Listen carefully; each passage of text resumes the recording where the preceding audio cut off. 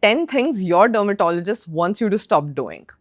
We have spent 9 episodes going deep into the clinical side of skin and hair, the science, the treatments, the details behind every concern.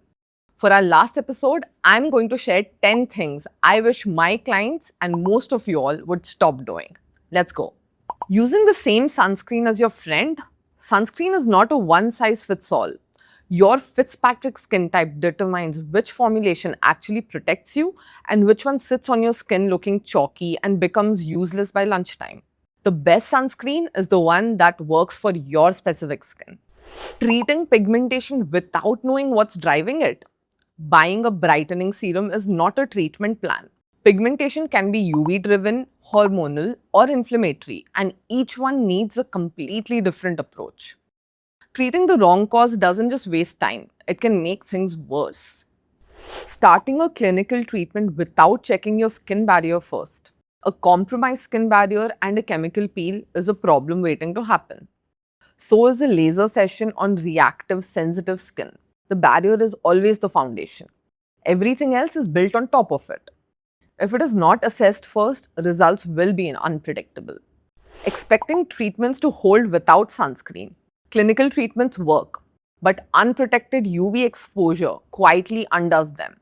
I've seen clients invest in months of treatment and then wonder why results are fading. Sunscreen is not an optional maintenance. It is what protects everything the treatment achieved.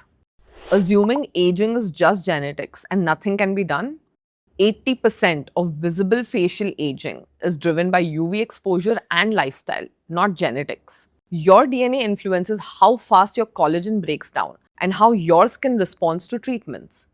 But it does not determine the outcome. That part is largely in your hands. Gene IQ at Oliva tells you your specific genetic picture, so you know exactly what you're working with. Treating hair fall with topicals when the cause is internal.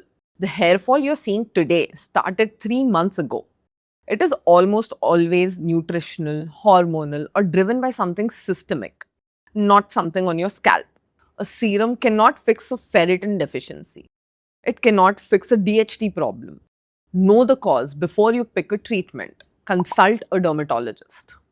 Assuming all hair loss is the same, patterned hair loss, diffuse shedding, postpartum hair loss, hormonal hair loss. These are completely different conditions with completely different causes and completely different treatment plans. Most people are treating the wrong one.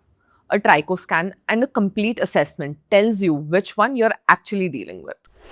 Getting a clinical treatment done at a salon, peels, lasers, injectables. I see the aftermath of these every week because they were done by someone who was not trained to do them. A clinical procedure needs a clinical setting, a qualified professional, and proper assessment before anything begins. Waiting too long to address hair loss. The follicle window is real. A miniaturizing follicle today is far more responsive to treatment than one that has been dormant for 2 years. Hair loss is one of those things people sit with, hoping it stabilizes. The biology does not wait. The best time to act is while the window is still open. Treating the hair and ignoring the scalp. The scalp is skin. It has a barrier, an inflammatory environment, and a microbiome, just like the rest of your face. Most people focus entirely on the hair shaft and ignore what is happening at the root. A healthy scalp is where healthy hair starts, always. If even 2 or 3 made you think differently about your skin or hair, that is exactly what the series has been for.